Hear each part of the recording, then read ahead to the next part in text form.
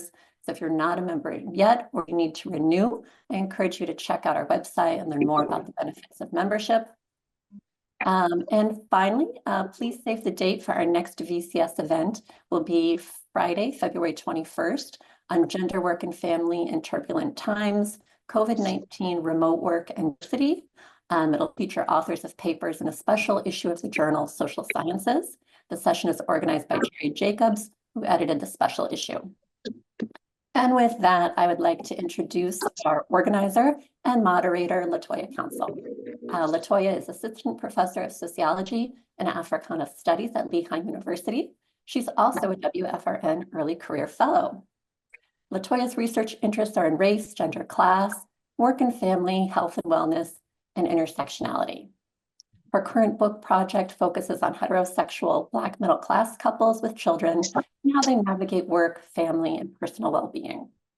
In another project, she examines Black middle-class women's incorporation of placemaking as a form of self-care.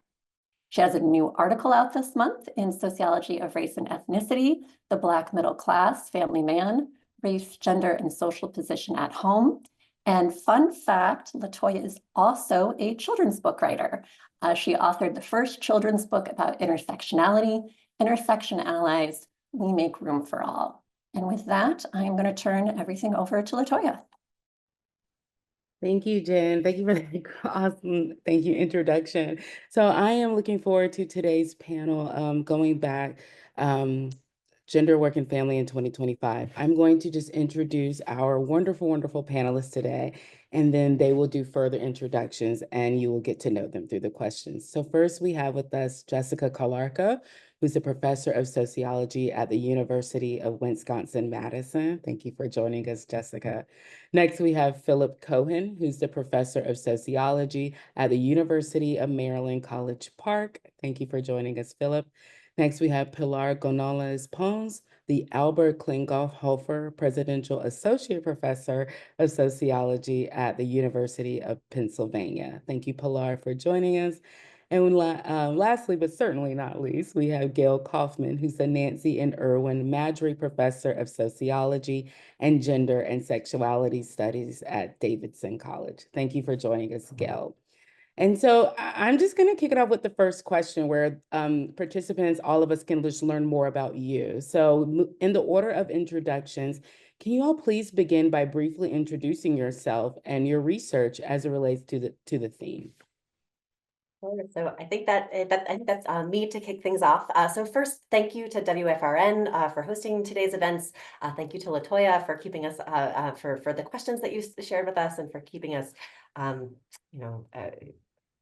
helping us to have this conversation today. And thanks to all of those who are here as well. I'm really looking forward to it and hoping it'll be a moment of catharsis potentially and maybe a little bit of rage and maybe a little bit of hope in a troubling time. As LaToya mentioned, I'm a professor of sociology at the University of Wisconsin-Madison. I'm also the author, most recently, of a book called Holding It Together, How Women Became America's Safety Net. I'm going to put a link to that in the chat in case anyone wants to check it out. The book draws on more than 400 hours of interviews, along with surveys of more than 4,000 families across the US, plus historical and media analyses.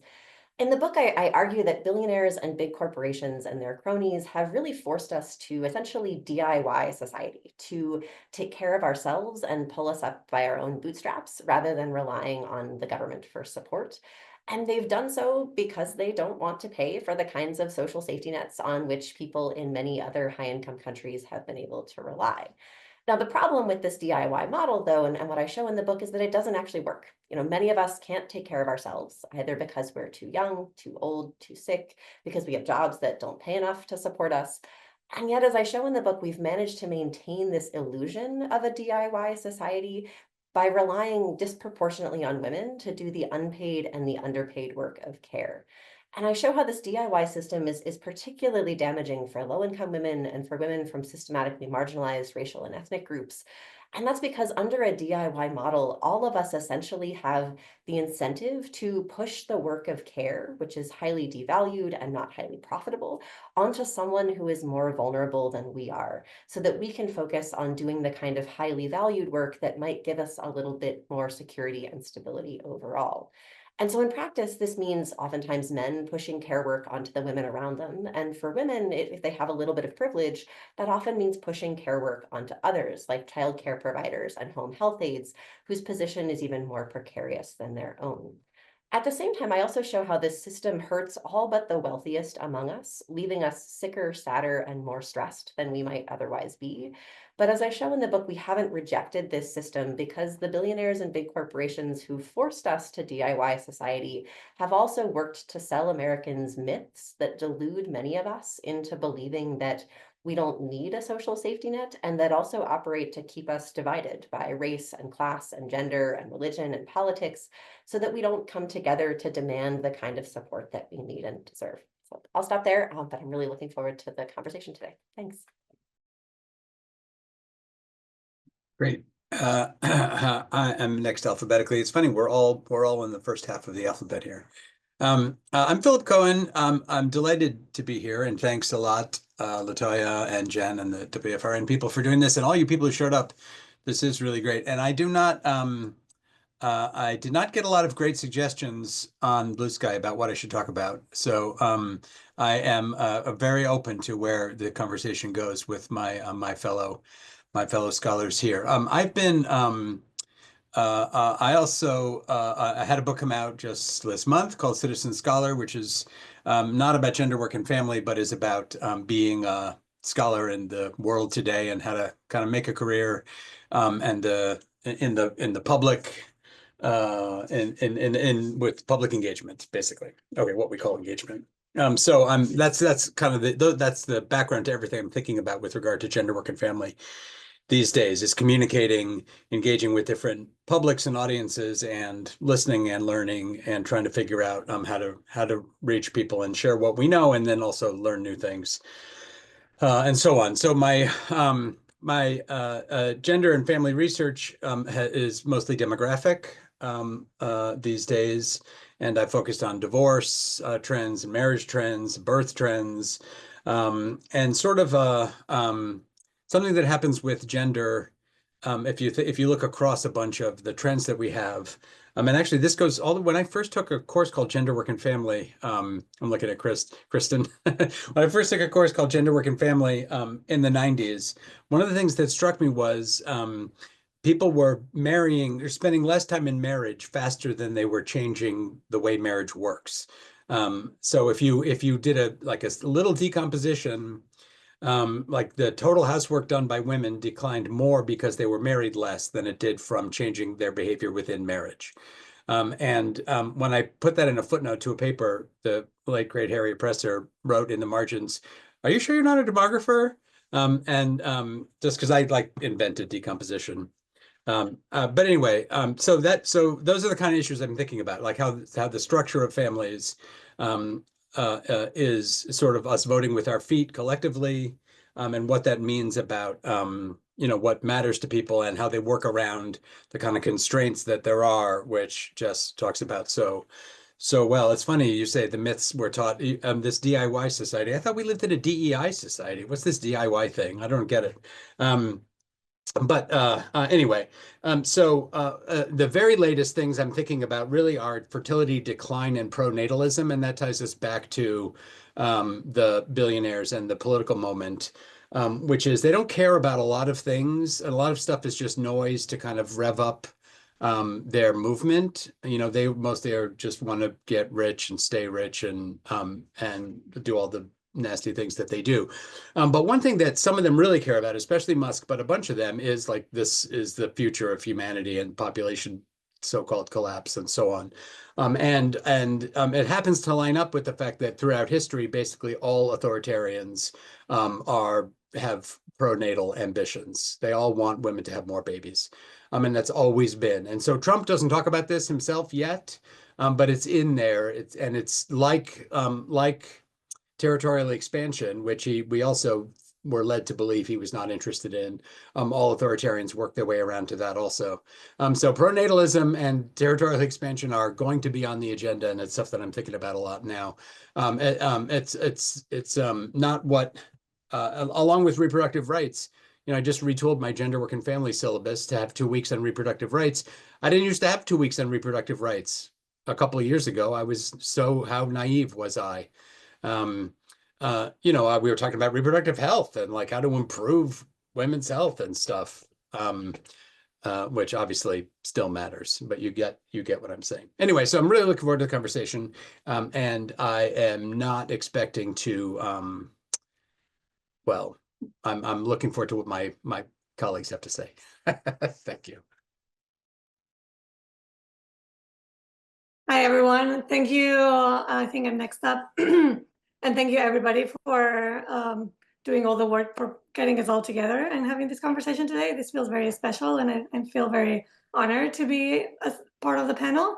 As LaToya mentioned, I am an associate professor in the sociology department at the University of Pennsylvania. And my research, broadly, I'm really interested in economic inequality and understanding economic inequality from sort of like a feminist sort of like political economy lens. So I study the ways that work, families, public policies structure economic inequalities, having an angle that is sort of like, broadly speaking, a gendered lens as well. So, and I would say that I have two strands of work in my research. So most of my work is kind of like the quantitative, painstakingly working with data sets to analyze the trends and to sort of like establish some form of understanding causal processes that we can never do perfectly, but we try to get at that. And I have like two big strands. One is trying to develop a comprehensive understanding of the devaluation of care work, and Jess has already laid out some of the key, what a crucial role the organization of care can play in sort of like maintaining inequalities, not just by gender, but also by race and by class. So I'm really interested in sort of like analyzing the devaluation of care and understanding that a little bit better, how it operates. And I'm really interested in developing a framework that encompasses all kinds of care, that is paid and unpaid care, and care for children as well as for adults. And then the second strand of my work is related to this idea of gender culture and how it shapes family relations. And Philip here was mentioning, so for instance, the way that maybe some improvements in gender equality have happened more from women outing out of marriage as opposed to like changing marriages. So that's also part of my agenda here. And I've studied some divorce and some other outcomes. So I'm really excited to have this conversation today. Hi, everyone. Good morning or good afternoon or wherever you are. Thanks, LaToya and Jen, for organizing this. It's really great to be here with, I really respect everyone on this panel. So, and I think the topic of gender work and family is so important now, and especially when we're questioning or potentially this week, there is no more gender. I don't know. So that sort of could really affect what we're doing. But yeah, my name is Gail Kaufman. I'm at Davidson College, which is just near Charlotte, North Carolina. And I'm in sociology, also in gender and sexuality studies. My research is focused on gender work and family for most of my career, I'd say.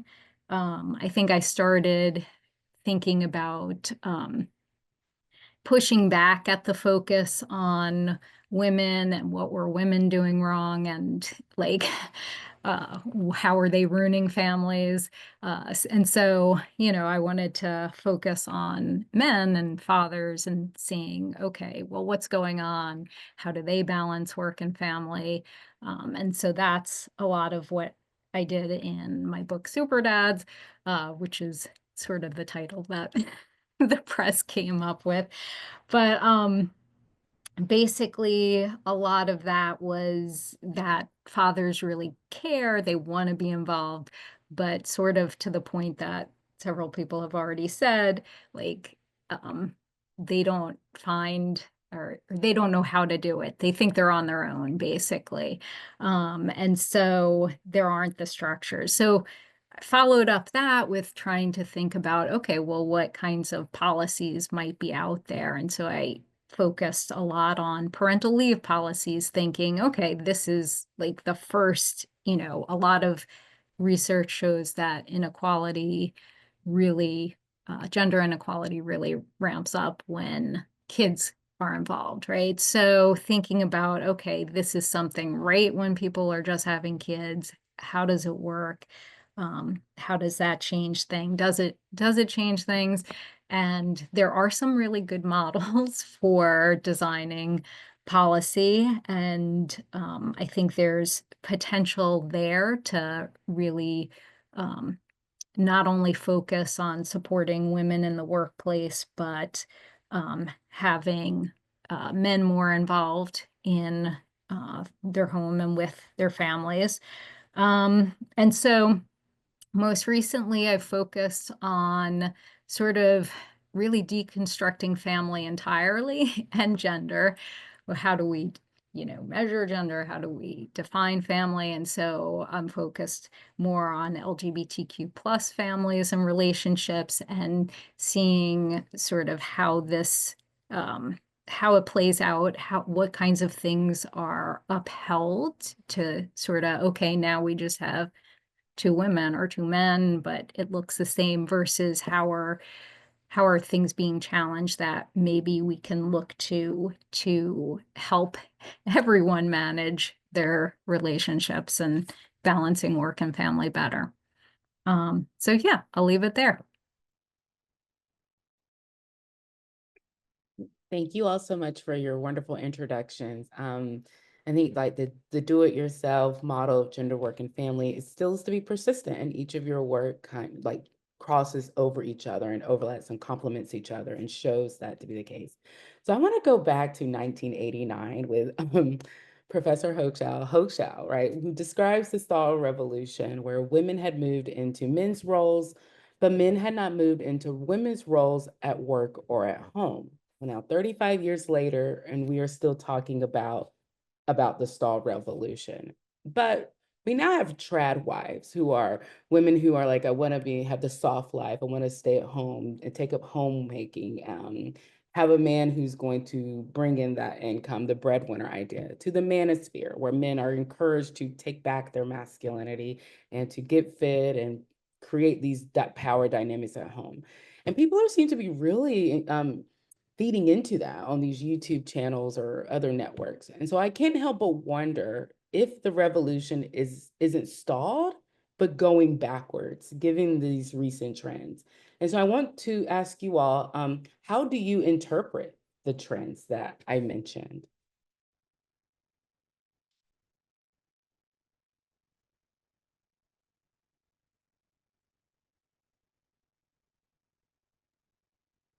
I have one thing about that, which I'll just toss out, which is, it's a good question. We don't really ever go backwards, just because that's not the way time works. But we can, so like things come back around. And that's how I like to think about it. And if we're gonna say like things that we kind of thought were settled, like Roe versus Wade or birthright citizenship or Johnson's affirmative action executive order. If all of those things are actually turn out to be not settled, then the other stuff that we considered sort of victories, like, same-sex marriage, no-fault divorce, access to contraception, lots of people have talked about how these things may be at risk also. So there's some sense in which it looks like backwards, but things are different when they come back around. On the trends, as far as like gender and attitudes and housework and occupations and like that, I really think we have to watch like the trad wives thing. And a couple of reporters have called me about this and I think I've managed to not end up in any of the stories about that. But we have to watch out for polarization and by sort of just the general proliferation of narratives out there. So if something like that becomes popular, it doesn't really mean that that lifestyle is becoming more popular. It means that those people have figured out how to reach us on TikTok. And they have. And that's not inconsequential, but it's not a big social trend, in my opinion. So I'm willing to be wrong about that, but I definitely think a lot of the things that like Hochschild was talking about stalled, and the whole stall narrative I kind of have bought into over time. But I'm not, I don't really, I think we have to, I think it's more the case that we have different worlds living together in terms of culture and attitudes, or living in the same, society. So anyway, that's how I read that particular thing. Yeah, if I can jump in, what I was going to say, that the way that I see it is that there's always been contestation around different modes of organizing gender relations. And I feel that there were like a few decades in which it seemed like there was the gender egalitarian, there was some kind of like consensus around that. And that sort of like led to some optimism that there were just, it wasn't okay to say that you actually were in favor of gender and egalitarian relations, right? Like we sort of like thought that we won the consensus. But actually that sort of like the politics of different sort of like modes of organizing gender is always there. And there's always been people battling that. It just like didn't seem. And what I want to mention about the consensus is that I feel that one key thing that made the consensus very weak was actually that it never resolved the care issue, which I think is a very big aspect of it. We thought that, we had a consensus on like, it's not okay to offer a different wage to women, to men that do the same job. And so like maybe at that level, there was like a wider consensus. But on care, who should be caring for children? Who should be caring for older adults? Who should be paying for it? Who should be making sacrifices for them? Like, we actually never addressed any of that in the sort of like moment of care consensus. And I think that that's where it kind of like it has been tearing apart. And one of the places through which this neoconservative sort of like moment of strength that we're seeing of, like new forms of, in which this neoconservative gender vision is gaining popularity and traction is through these norms about care that actually we hadn't resolved how to make them egalitarian and what the vision there was. And it's sort of like sneaking up on us in some of those trends of like trad wives and things like that. Because we do have extremely exhausted mothers, as Jess illustrates very well on her book, that are like, that some of that housewife lifestyle can have some appeal when you're like really beaten down by the contemporary, economic situation. Yeah, I really like that idea of sort of the erosion of consensus as being sort of the way to conceptualize this trend in the sense, or I think another way to think about it is maybe a counter revolution in the sense that we're seeing, I mean, I'm thinking of the Ipsos International Women's Day poll data, which certainly does show that fairly large numbers of Americans, including roughly half of men, now believe that we've gone so far toward promoting gender equality that we're hurting men, for example. And more than a third of women also agree with that, which suggests that there is, that to me is a strong piece of evidence. I get like that there's this erosion of consensus around egalitarianism. And I think Pilar is also really right in pointing out here that this has to do with the fact that we never solved this crisis around care. And I think some of the things that I've seen in my own research is that when men and even when women are embracing sort of conservative ideas around gender and family, it's often a way to resolve the contradictions that they experience in their own lives. So if, for example, men want to be active, involved caregivers, but they feel too much economic pressure because they can't afford childcare and he makes 3 times as much as she does, and so it makes sense for her to stay home and for him to, do paid work, then he doesn't want to feel like a bad guy for exploiting his wife, for having her stay home or for having her pull back to part-time work or be the default parent. And these kinds of conservative gender ideologies tell men that, you're not the bad guy if you stay home. It's natural for you to be the paid worker and for your wife to be the one who's, caring for the children. And this is best for everyone. And so that's an easy narrative to buy into if, your ideals don't match up with your reality. And I think that's, part of where we're seeing the appeal of this for men. And on the women's side, I think, to Pilar's point, I mean, that women, we've only let gender bend one way in this country, in ways that have left women facing pressures to be both the ideal worker and the ideal mother or caregiver. And that has left many women exhausted to the point of collapse. And it's also created a situation where women are still the ones in most cases who are pushed to sacrifice their careers when something, when push comes to shove. And one of the other things that I see in my own research is that when women are pushed out of the workforce, when they're pushed into part-time work, or when they're pushed into stay-at-home motherhood or full-time caregiving roles, that isolation and that loss of identity leaves them incredibly vulnerable to conservative messaging, particularly from evangelical Christian moms groups, which essentially give them an alternative source of identity, an alternative source of community. It essentially fills in the social safety net gaps in terms of instrumental support, support with babysitting, with like occasional babysitting, with meals, with support with mental health stuff. I mean, it's kind of an alternative social safety net in ways that fill those gaps for moms, but then lure them in with conservative ideas that sell them on a different model of motherhood. And so I think I'm not totally sold that the trad wife thing is really the trend that it's being made out to be, but I think there's real reason to be concerned that the way that we have structured our policies and failed to support both women and men in caregiving is creating situations where these ideas become more appealing than they maybe should be. Can I add two little things? Are we allowed to go back around quickly, LaToya? Okay. I know Gail wanted to. Oh, sorry. For some reason I already had Gail No, in that's my- fine. If you have a No, go. final. No, I'll make a note.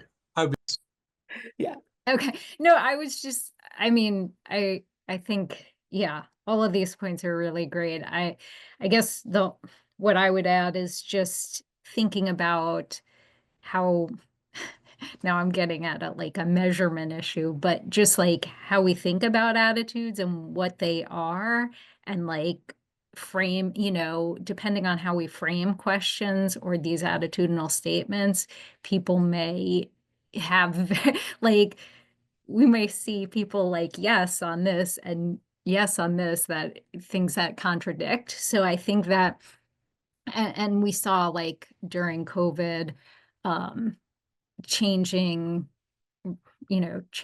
dynamics in terms of how people were arranging their work and family, and that showed some that impacted attitudes as well, in terms of thinking about some things went a little more traditional, but other things, like one of my little studies, data visualization, was actually more people had moved towards, oh, mothers should work and provide money for their kids, because it's like the economic necessity, and mothers aren't as important for child development. Okay, I guess, you're doing all these things, and so maybe but at the same time, there were other more traditional leaning kinds of attitudes. So I think that there's, if we looked at any given attitude, there could be shifts, but trying to read, how do we interpret these kinds of views, and what do they actually mean for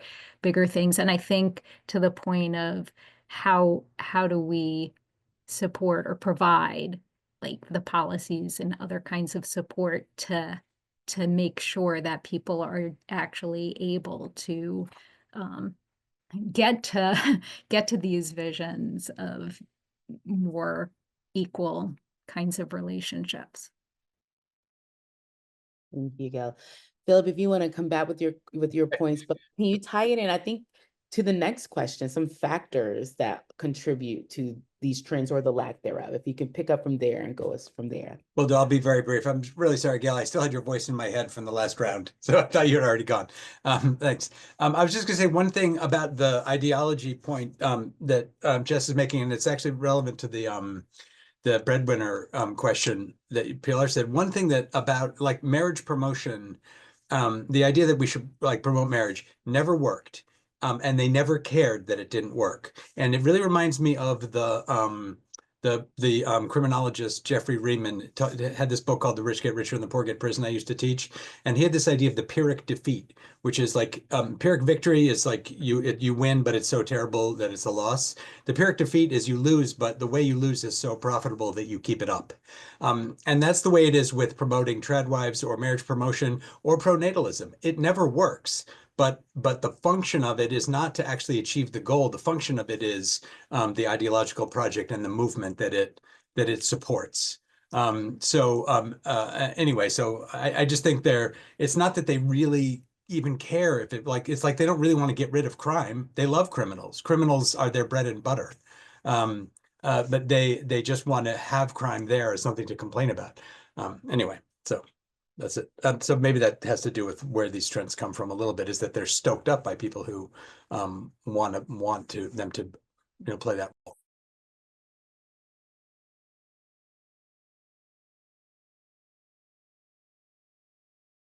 Awesome. Does anyone else want to come? Thank you, Philip, for kicking us off on what factors do you see contributing to these trends or lack thereof?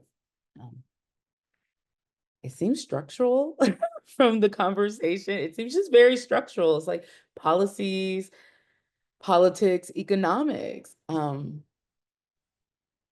Yeah, I mean, I think that, yeah, we sort of touched on that in terms of what's going on in, in society at those larger levels, in terms of the economy, in terms of health and well-being and so forth. I think that, again, like seeing some of the policies that came into play during COVID, right? And then they disappear to support families.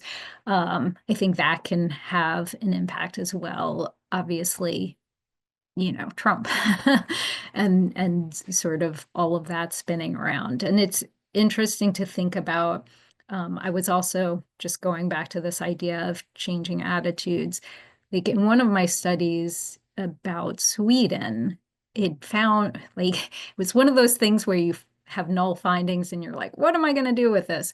But it turned out to be really interesting because basically, whether people got married or had kids or whatnot, they kept their highly egalitarian attitudes. And I think the structures were in place to support what was going on. Whereas here, I think there could be more shifts because it's so, I guess it's so uncertain for people, especially now, what's going to happen, right?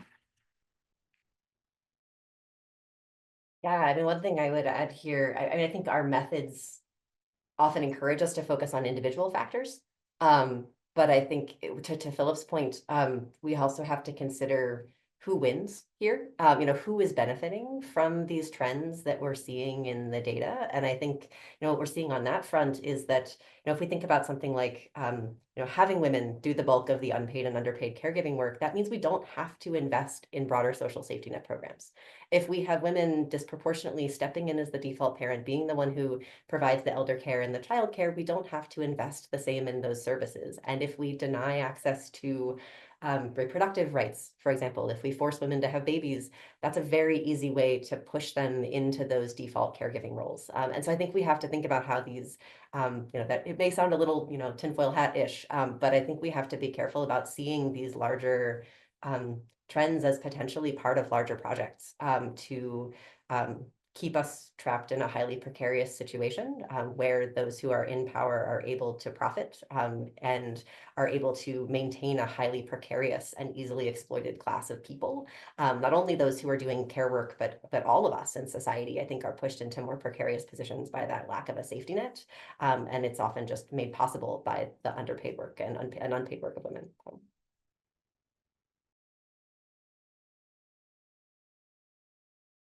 Okay. So, I'll just Pilar, reiterate. Oh, sorry. No, I was just going to reiterate that I think what others have said, a big factor is the structural, is like the lack of care infrastructure, the lack of policies that help distribute the responsibilities of care in a way that's much more manageable and much more collective and much more defamiliarized, or just not solely the responsibility of families. And I really like the idea of how the lack of policies not only create some of the outcomes that we're very familiar with, but also make the attitudes a lot more susceptible to these key life changes. Because, economists often, their favorite thing used to be the way that you explain mothers, so like motherhood penalties would be like, well, there's like an anticipatory, I already know that I'm going to specialize in caregiving, therefore I'm going to like stop investing in the career, and the penalty can sort of like be explained by that, like but like if you talk to people, and like many of you do in your research, I often don't do it as much as I would like to, but if you talk to people, these big transitions of like when you have a kid, when you have like an adult parent, or sort of like falling sick, like it's actually, you do not predict how you feel. You do not predict we're not very good at predicting how you would feel about what is the best way to care for this person and what are the resources that you could draw on. So there's a lot of, the lack of policies creates a lot of sort of like these, like it's not quite an exogenous shock, but it's like a pretty dramatic shock that people actually need to readjust. And it's not something that you can anticipate very well and predict very well how you will feel and behave, and that makes you much more susceptible to big changes in attitude, sometimes in the direction of, much more conservatism, especially if there's like very well organized groups that are good at tapping people at these very vulnerable moments. And I think that's a big insight that sort of like interacts the policy aspect with more sort of like the lived experience of the individuals when they are going through these big life transitions.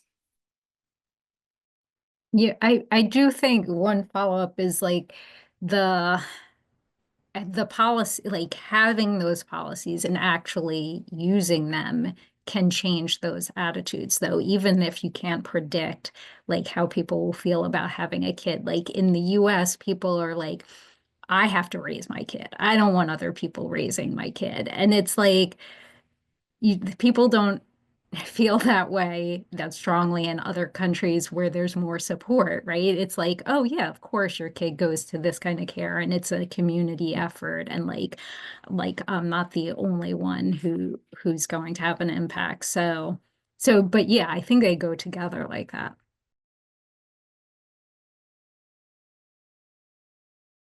Thank you all. So I was jotting notes, trying to multitask over here because this is so good to me. So Pilar, you're saying we've never resolved the crisis, lack of policies, like Gail, having the policies and using them. So I guess going into the next question, I'm thinking about all these wonderful sound bites. As a community of researchers, practitioners, and family advocates, what questions do you think we need to ask moving forward in this area? Yeah.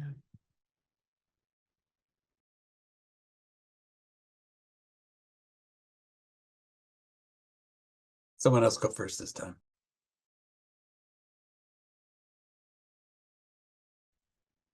My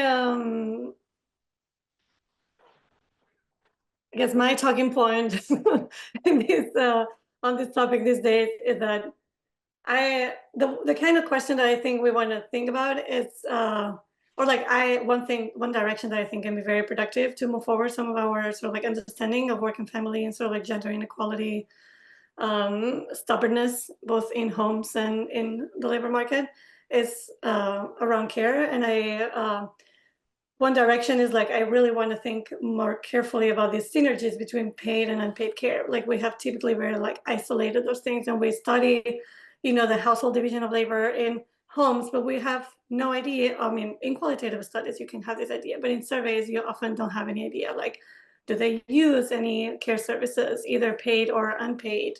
How do they came up to use those services or not? How does it shape the household division of labor? So on that part, like we cannot sort of like study unpaid work without thinking about the paid care services, and to understand so like the precarity of women's jobs, we also need to be thinking about those paid care jobs and what is happening there and how they are being devalued in part through maintaining the idea that caregiving should remain in families and shouldn't be sort of like shared and publicly supported. So I think this paid and unpaid care, that will be one of my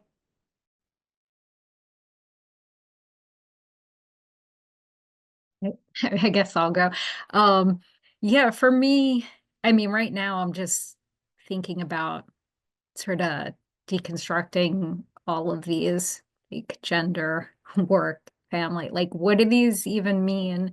And like, I think to the point of what we've been talking about, like, okay, if we expect women to do something, or we expect family to take on these roles, what what does that even mean when people are reconsidering, you know, what family means to them, or whether they're part of family or broader kinds of visions of relationships and so forth.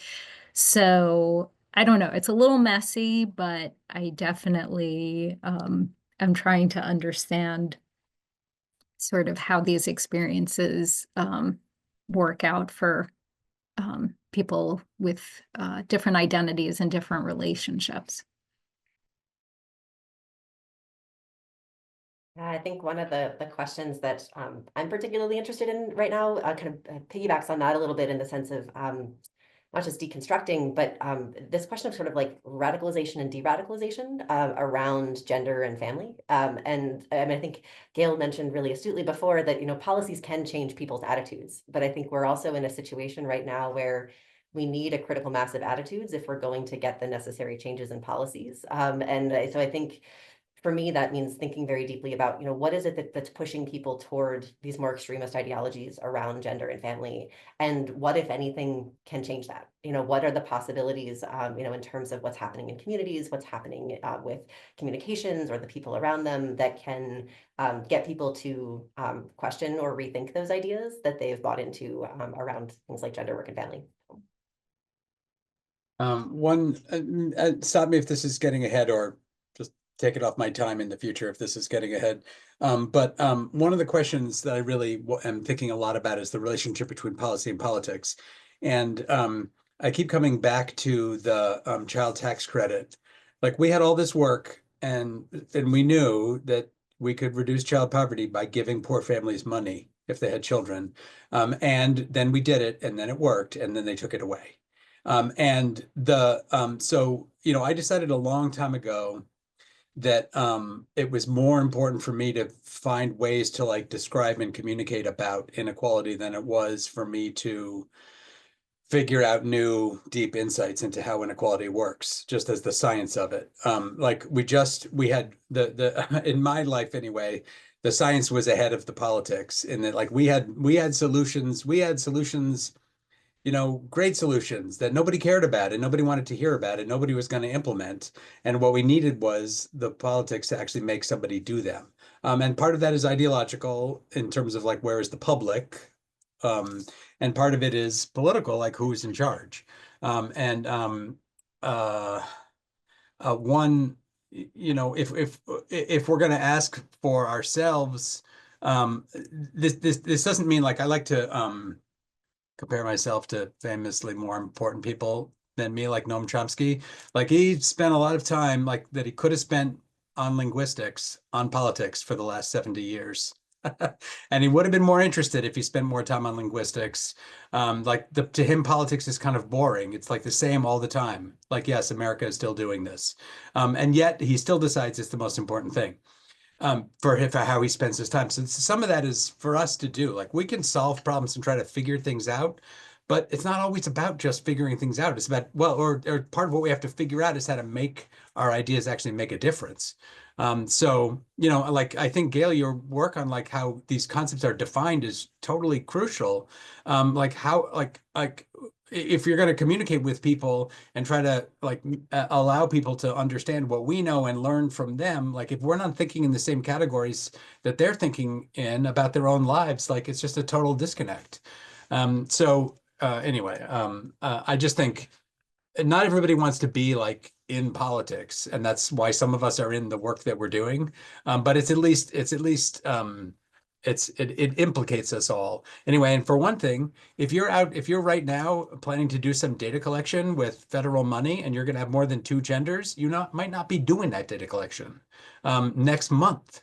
So like, we can't turn it off. And there's a tendency, not among any of you, there's there's a tendency to like bracket the major big historical events. My paradigmatic annoying example of this is the FBI doesn't count the 9/11 deaths as homicides in the homicide statistics. Just like, well, you know, this was just off the charts. Or people who like study mortality but like skip the pandemic. It's like so complicated, and it was like a huge event. So we're just like, what is the trend? What, you know, we had the big things are piling up, but that's our actual reality. And we can't like pull ourselves out of that and say like, no, I just want to understand like these underlying things, not get wrapped up in what's happening today. But what's happening today is actually, anyway, I forgot to post a link to my book before, so here it is. Thanks.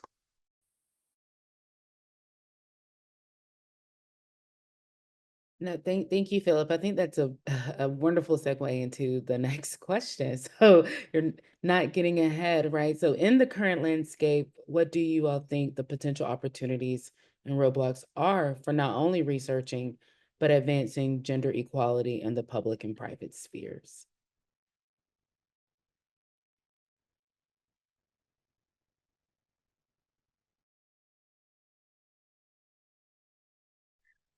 I see a lot of contemplating. I mean, I think we're all very aware of the recent restrictions and shutting down of, you know, NIH and just other funding agencies, and all of that is really concerning. I think like for me, so like my first NSF grant was just during Trump's first administration, and it was looking at queer marriage and different like sort of marriage, post-marriage equality. And like I can't believe I got the grant, but also had to like change some of the revise some of the terminology for their website and so forth. But I feel like, you know, you play the game and maybe they read it in a different way, and then you can still do what you want to do. I don't know. This feels a lot more rigid in terms of having control of what happens. And so, yeah, it's, you know, I think just finding other more creative ways to do research, that's really important. And that could have an impact. Yeah, without those kinds of funding agencies.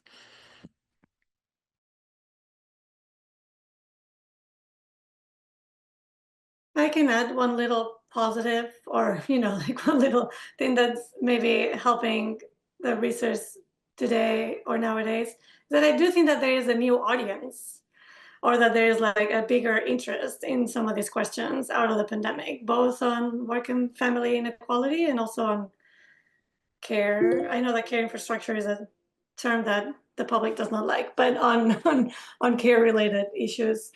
So that public interest, I think it's a something to leverage. It's something that I feel it's a little that's more new and that can be leveraged.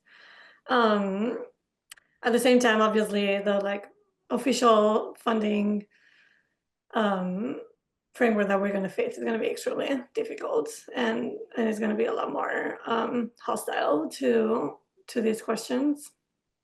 So that's going to be a big obstacle.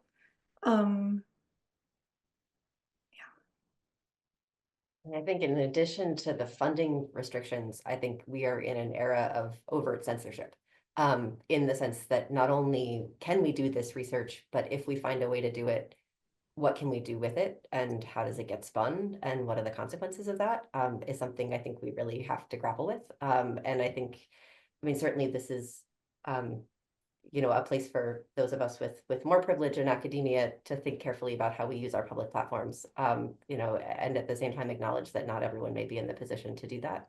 But I think it's something that all of us have to be mindful of, and that there's huge variations across the country in terms of which state you're in, which institution you work at, who your colleagues are, what stage you're at career-wise. that will have big implications for what kind of research people are even willing to do, given the potential risks, and how they're willing to write and talk about it, and how the public interprets it, and whether it gets picked up by media, and how and by whom, and what the backlash might be. I mean, I think these are real factors that we have to contend with too, on top of just, can we get the research done, which is a really sad place to be. Yeah, one thing about our connections, I didn't go yet in this round, did I? One thing about our social connection versus social isolation, like who is us in this society, us scholars, us intellectuals, us professors, university people, or whatever, just there is the coalition that Trump is building. This was David Wells was saying this yesterday in the Times podcast, is sort of like rich, very rich people and people without college degrees. He said the working class, but you know what they sort of mean when they say that is like angry white people. But sort of against us. It's like the professional managerial class. Universities are the problem for them. The truth business, the truth industries are, and knowledge are, those are major impediments for them. And we can't just truth our way out of that. We can't just publish like even more awesome research to get us out of that pickle if we don't have the social connections to get that work to like more people more of the time, some way that it resonates with them. We're just going to be like another annoying interest group that's richer than them to a lot of people, and that's not gonna work for making it possible to do the kind of stuff that we want to do, both in terms of our research and in terms of the output of our research.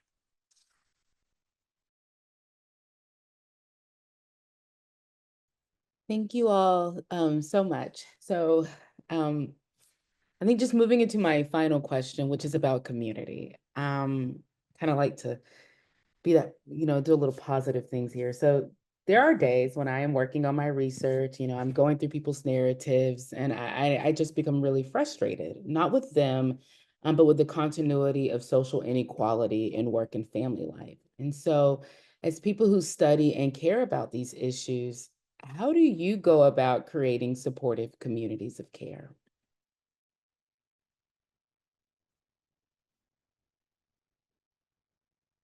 I'm happy to jump in on this one. I mean, I think this is maybe one place where like the Christian moms groups maybe get something right that we can learn from, in the sense that these are places that provide essentially strong mutual aid. That these are like mini mutual aid societies, not even always that many, in terms of the support that they're providing. They meet regularly in person, often, once a week at least. There's often childcare provided, in the sense that other people who have fewer care responsibilities come in and take care of the children so that moms can meet. They provide both, emotional support, social support, instrumental support on lots of different levels. And I think, this is that they're filling in gaps in our society, and they often have things to discuss. It'll be like a weekly book or a weekly speaker, or things to talk about, in addition to just their individual lives. They're coupled with things like WhatsApp groups, where they're constantly in communication, where they can turn to each other for advice, for support, for camaraderie, even just sharing funny memes that help them get through the day. I mean, these are models of care and community that exist. They are often deeply rooted in conservative ideologies, and come with a great deal of pressure to buy into messaging around things like gendered hierarchies that put men ahead of women. But at the same time, I think I've seen examples that look like this outside of these spaces too. I mean, I'm part of some of them. I think there's a strong community, for example, of like academic, what are often talked about as like academic mamas, to be a little bit more inclusive in terms of gender ideas. There's like a massive Facebook group with like more than 10,000 academic mothers, or mothers broadly defined, on Facebook. And it also has tons of splinter groups that have moms for kids born in each year, or moms for kids with specific disabilities, moms for moms with kids who are interested in particular, topics, all kinds of different things. And these communities, not all of them exist to the same degree in the same way, but a lot of them play a very similar role, albeit somewhat more online mediated because people aren't always in the same spaces. But one of the groups that I belong to, one of the moms in the group recently lost everything in the LA fires. Her house was completely destroyed. They didn't have enough insurance to cover rebuilding, let alone kind of temporary housing. And the group has really banded together to not only collect financial donations, but also kind of providing instrumental support. People have driven to her to drop stuff off, to care for her kid. I mean, this is like a way that people, and this is not the only type of situation that the group has supported each other in those ways. We've had members pass away suddenly and kind of had to deal with, helping their families, helping their kids. But this is the kind of model that, in my view, can be like what mutual aid can look like when it's done particularly effectively.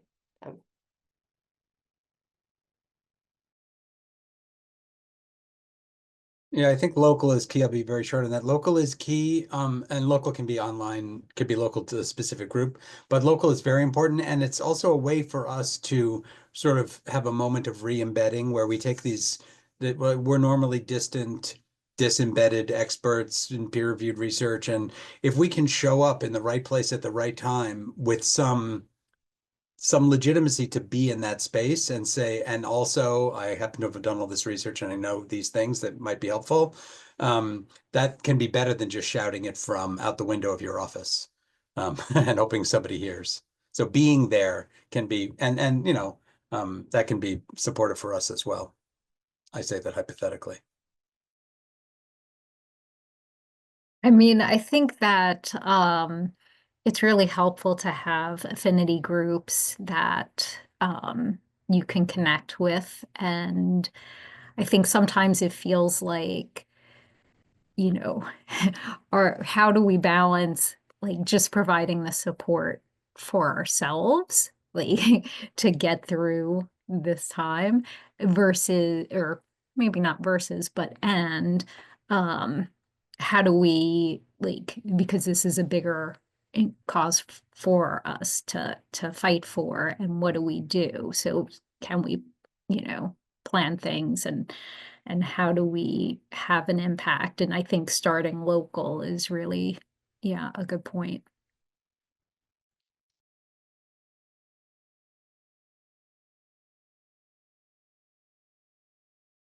Yeah, I'll just add it's a couple of thoughts. One connects a little bit to what we were saying about the new backlash of academia, and just like a recognition there, I guess, that the new backlash against academia, especially like comes like on the heels of like already like a really de-invested higher education for most universities, and sort of like turning the jobs in ways that are not well supportive of most academics, and that sort of like do not support the good work that a lot of people could be doing, and that's a way of taking the energy away of our abilities to actually build these communities, right? And to further isolate and divide all of us. So just the recognition to that, and like others have said, finding affinity groups, but I think sometimes, or like maybe I had that fall like earlier on in my career, and I think it's a common fall, but I don't know, maybe it was only me. But often as an academic, sometimes you think that you're doing that work of convincing, right? Like with your science of like truth telling, or like you're going to convince the people who are like thinking differently. But like really, it is a politics game. And for the politics game, your audience is actually the people who are on your side, and you're sort of like providing more things to boost that side so that you can sort of like fight at the politics level, right? Because it's not about convincing. I mean, there's a little bit of convincing, but like really the big work is building that coalition that is going to be able to take back institutional power to promote the kind of more egalitarian sort of like vision that we stand for. And for that work, your audience is sort of like those that already like at least agree on like the basic terms that we do want to promote gender egalitarianism and we want to move forward in that. And sometimes that's doing that change of mind of like, I'm not like in my office shouting that you got it wrong, like listen to me, like I have like the truth here, towards like actually building those relationships and crafting those coalitions with people who are trying to do the advocacy, and you're sort of like together in that. That can be like a caring thing because you sort of like help, you feel connected to the work of advocating for that, and I think feeling that connection, that sense of purpose, can be very important for our own selves and our students, and yeah, it's a way of caring, or like I see it as a way of caring. If I'm like engaged with like the domestic workers Bill of Rights in Philadelphia, like to me that's a way of like caring, creating caring communities from my own little position. Thank you all so much. I'll end with this. First off, before I hand it back to Jen, I really enjoyed the discussion, and ending on care and the importance of care is so important. I just finished E. Franklin Frazier's The Negro Family in the United States again for the second time, and at the very end, he said, despite all these family adjustments and all this stuff that's going on, one thing that's a cultural more of African American families is intimacy and sympathy towards each other. That is the culture. So despite the structure, there's that intimacy and sympathy there. And I was like, wow, that's just so prolific, right? This care for each other. And I feel that that's so important that we develop and construct those forms of care. So Jen, I'll turn it over. Oh, don't hand it back to me. Okay, so we're going to open it up for discussion. Yes, moderate Q&A, please. Okay, yeah. So we will open it up now for Q&A. Thank you, Jen.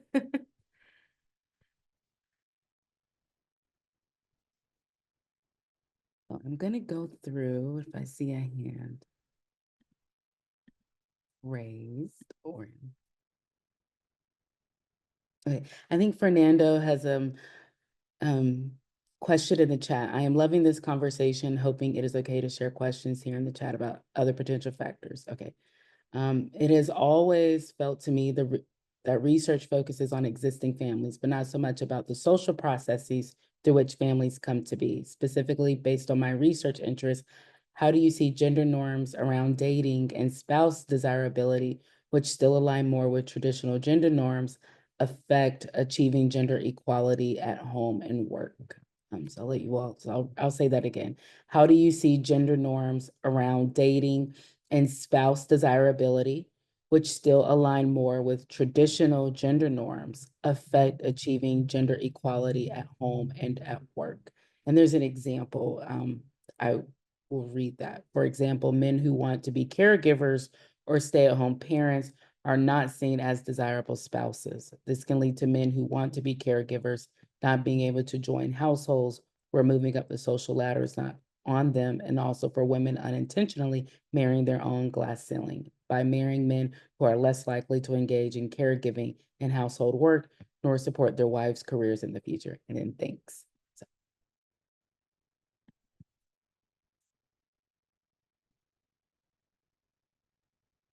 I mean, yeah, I think that in some ways, people aren't always making those connections like, oh, here's how we're approaching dating or relationships pre-marriage, assuming that it is heading toward, like, I think, first of all, taking the assumption that every relationship is heading towards marriage between two people is already a leap.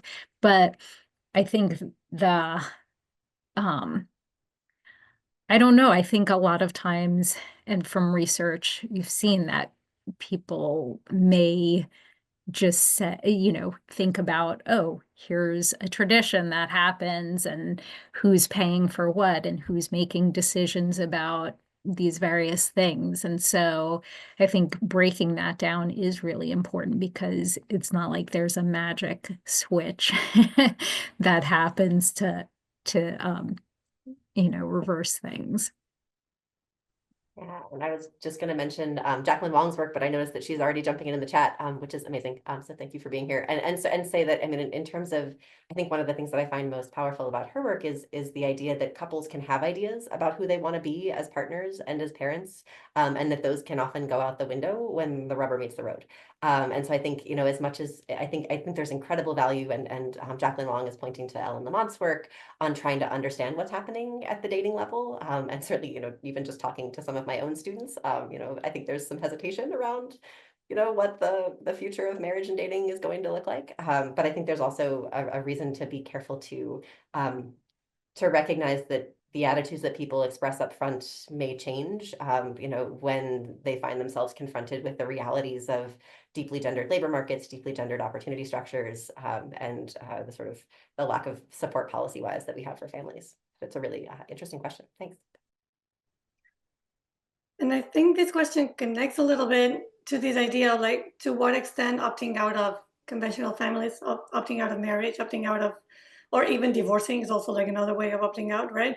Is an engine of change in gender relations. And I think there isn't too much like stylized work there, but, you know, we have there's a lot of interest in sort of like, you know, in South Korea or in Japan, there's like this big movement of sort of like basically young people not interested in marrying or having kids.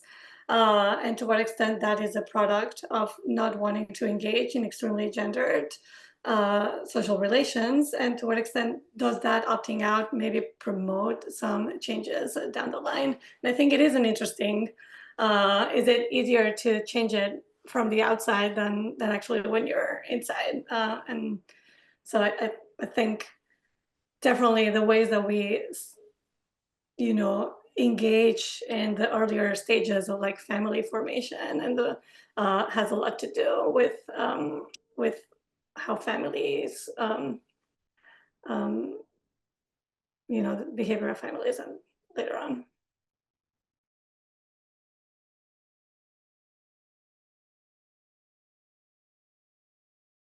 Okay.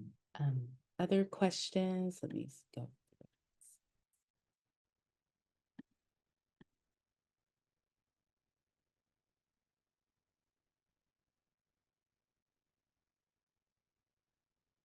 I can kill another minute if we wait for, but ask some more questions. Oh, is Erin about to ask a question? Go ahead, Erin. Is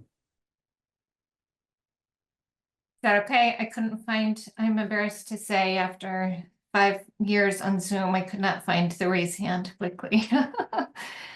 I guess one thought that I'd like to get your take on is related to kind of precarity and economic precarity and job loss, and how that fits into these conversations about gender, work and family, inequality, and entrenchment. And the background is I was asked to speak on an AI panel. I'm at MIT, so we can only talk AI all the time. And I found some really great work by people at Brookings, Molly Kinder among them, on what happens, what the next round of technology change might mean, and that it's very likely to come for a lot of feminized occupations. And so that's got me thinking about both how this kind of job insecurity rolls out and affects what seems plausible and feasible in the next 20 years. I went back and reread Sarah Damasky's Tools of Uncertainty and thought about a lot of other people's work too, but I'm interested in any thoughts on that. One quick thought on that is that one thing that happens, you know, the demographics, the way the demography intersects with both dating and other kinds of uncertainty is, and I see there's a question about opting out in the chat also from Kim, and this only maybe a tiny bit addressed it, is you can't, if you opt out, if you delay, if you are cautious or trepidatious, you can't come back and you can't come back and try again at the same age. Right? So if you're like, oh, I'm 18, I don't want to pursue a serious relationship because I don't know where this is going. And then you go get yourself more education or figure some things out or whatever. Then when you come back, you're not 18 anymore. And the way this is obvious, but the way the demography works is all these things get moved to later and later. And with fertility, later means fewer. But it's great for marriages. In terms of like the odds of divorce, getting married older is good. It's good probably for women's equality generally that, if they have careers and education first, that helps with gender equality within their families. But there's no but that is the dynamic of uncertainty and delay and any kind of instability or like inability to predict the future just encourages people to not make long-term commitments, basically, and that means doing it later. Yeah, I think I'm drawing on Fran Goldscheider's book, No Families, New Families, like way back in the 90s, I think. This idea of like, okay, if we don't change what families look like, we might wind up with no families.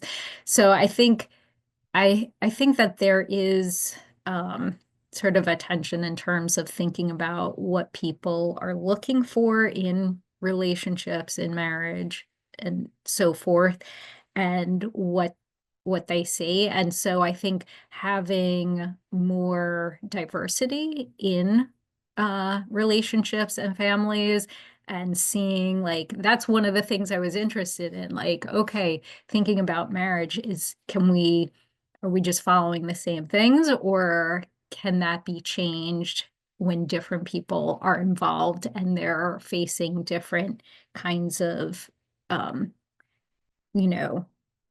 past structures and current structures that may facilitate different kinds of relationships, right, outside of the heteronormative kind of expectation. So, I mean, I think there's definitely possibilities there, but there's also possibilities to, not even have relationships at all or have non-romantic relationships be a focus.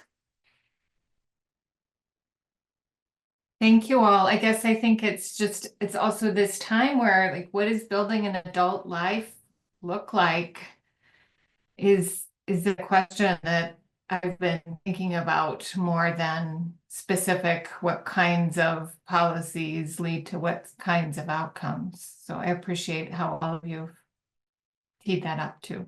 Thanks.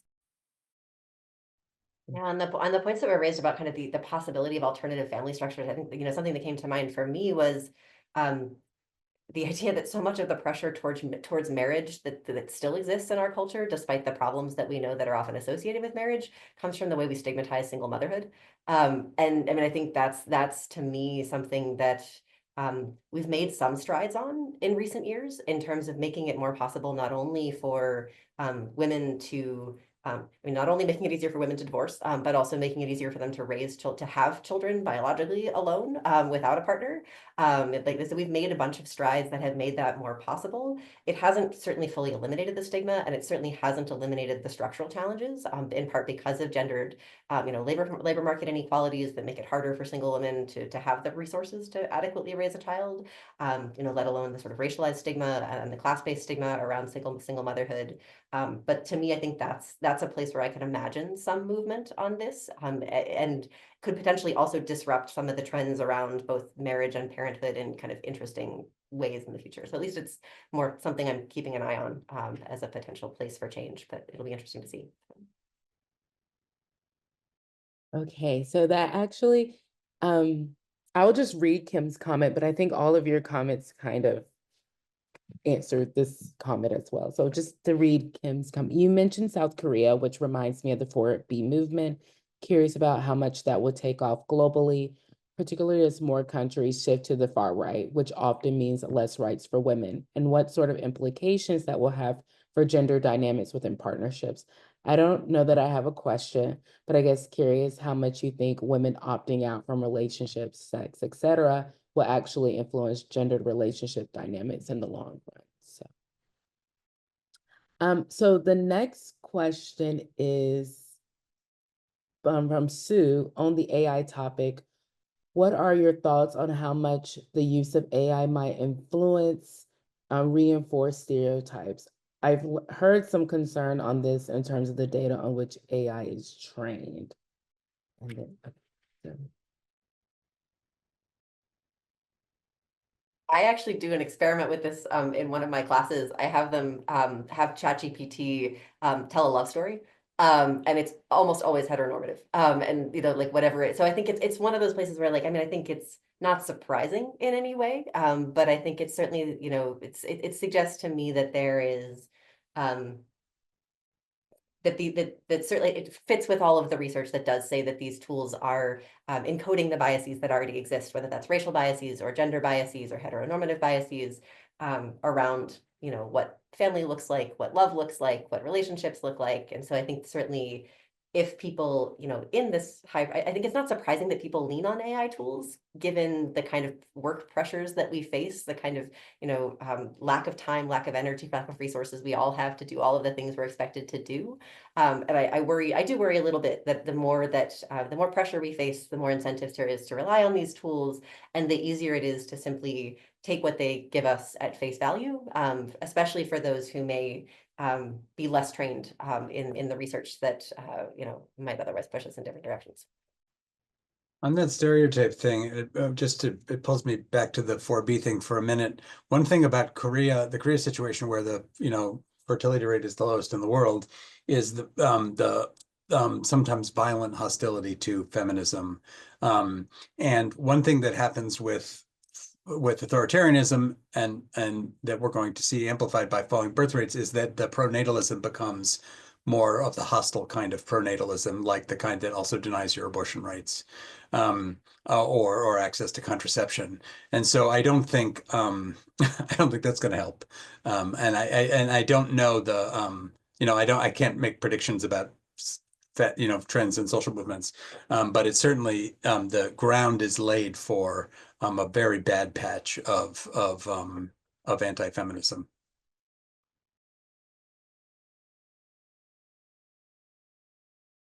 Okay, so the next question is from Katie. What's something new and wonderful that you've read recently on gender, work, and family?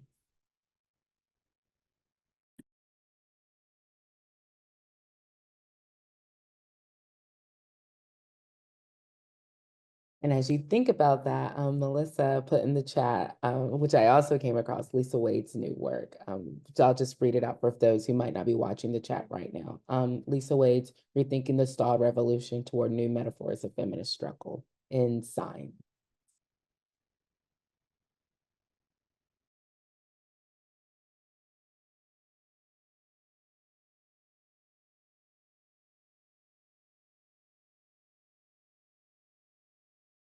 I haven't read Jess's book yet, but I put it on my syllabus, so I'm going to read it now, and I'm expecting it to be new and wonderful. Thanks, and likewise, I am very much looking forward to Philip's new book. As what I've read about it, in terms of the courage that we need in this moment as citizen scholars, I think this is, I mean, both importantly and sadly deeply timely. So I'm very excited to have a chance to dig into that more.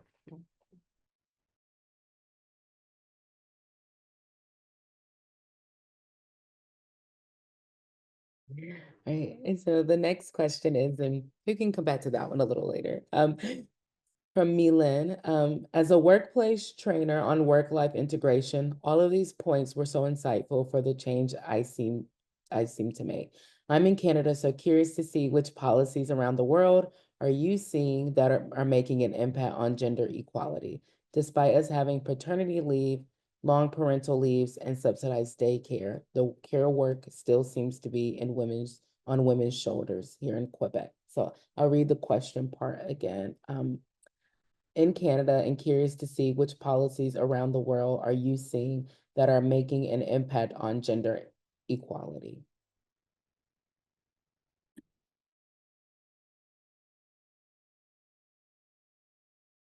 I think that the ones that sorry, Gail, go ahead. I was just gonna say that the ones that are mentioned are like the big ones that we know, we have evidence that they make a big difference. They might not make all of the difference because there's other factors in addition to those policies but you know, parental leave, childcare, other. I think one thing that we haven't figured out, and I don't know anywhere that it has done it, is like how to encourage more men into paid care jobs. So like men have done in some countries increased their involvement in their own children's or like other people's children's childcare quite a bit. You know, not to the equal terms with women, but there he has been substantial increases, but not in paid care. Very much, it's still very, very low. And so I think that there is something there that can help like the broader degendering of care work that operates more in that paid care sphere that hasn't been tackled. For some time, I had this thought that in Germany, there was this program where to avoid doing the military service that used to be mandatory, you could have like a social track or going to the military basically. And the social track often would put you into basically work at a nursing home or a childcare center. And that made it so that temporarily men would be on those jobs more than in other places just because they would choose that social track. I don't know that that's sort of like, you know, initiated a movement of increasing men in childcare just more broadly outside of that military service sort of like factor, but it is interesting to think about how to increase that and what broader impacts that could have. I'm just going to interrupt and say I just popped a link to a new journal article that evaluates that service in Germany because it was discontinued. So that's in the chat. Yeah, I mean, I don't want to say too much more. I've mentioned different Nordic policies. I'm most familiar with Sweden and, you know, like setting aside particular leaves for each parent is really the most effective way to do it. And they don't fully, Iceland does it the closest to equal right now. But I think having it be built into everything, like Sweden has a ministry where it's about gender equality, like literally everything that goes through has to go through and like, how is this going to impact gender equality, right? And so, and the caring, the daycare and so forth, the early childhood care is there. I mean, I don't think there are many stay-at-home parents at all in Sweden because it's just not built into how they view, you know, families and life. So I think there are, you know, and it's not perfect, but I think definitely there are a lot of things that we could be doing to support a greater vision of equality.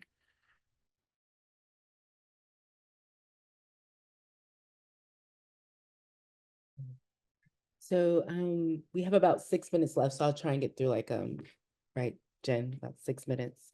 So I will try and get through a couple of more questions. So Priska from Canada asks, is there a possibility that a polarization between people who opt out of having kids, couples, family, and a more traditional male breadwinner female career model could happen?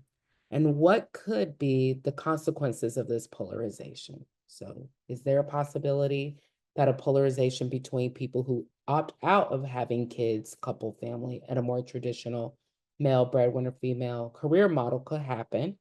And what would be the consequences of this polarization?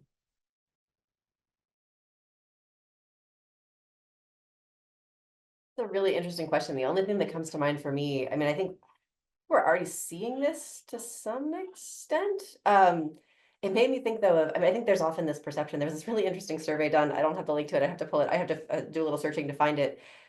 in the wake of the comments about childless cat ladies, in the context of the election, there was actually a survey that was done that looked at whether childless cat ladies, how they particularly feel about certain, social policies. And if anything, they were much more progressive than even women with caregiving obligation, like with children, with, with other types of caregiving obligations on these kinds of issues. And so I think there's this perception that like, if you don't have kids yourself, you don't care about kids or you don't care about families. And I think I liked the survey because it very much flew in the face of that and said, if anything, that's not what's going on here. And so I think that gave me a little bit of hope that these divisions are not so selfish in those ways, and that people's decisions, people may be making decisions that work best for them, but that doesn't mean that they are that everyone is buying into individualistic ideologies or attitudes around family and enforcing their own circumstances on what they think should be best for everyone. And so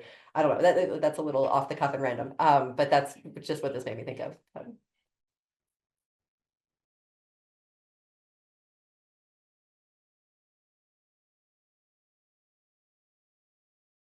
Okay, so I'm going to go to the question. There's a lot of awesome comments in the chat, so feel free to pop in the chat and look at the comments.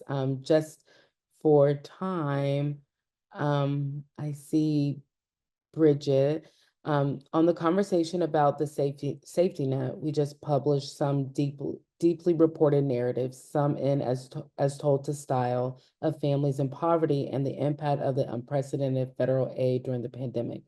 We found that for many, the aid gave them a glimpse of stability that gave them some breathing room to think about, gave us to think beyond the struggle of surviving to the end of the day, and how so many feel betrayed. As Philip said, the government really can work to make people's lives better when it chooses to. Okay, so that's a comment. Okay, so I don't see any more questions in the chat.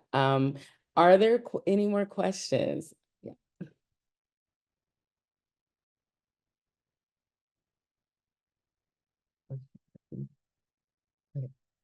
Yes, more information about childless cat ladies. I am a childless cat lady and I'm very progressive. So yes. Okay. Well, I think that's it. Thank you all so much. Thank you, Jessica. Thank you, Pilar. Thank you, Gail. Thank you, Philip, so much. I truly enjoyed this, and I know everyone else, I feel like everyone else did from the conversations in the chat. So thank you so much. And thank you, WFRN, for allowing us to have this panel today.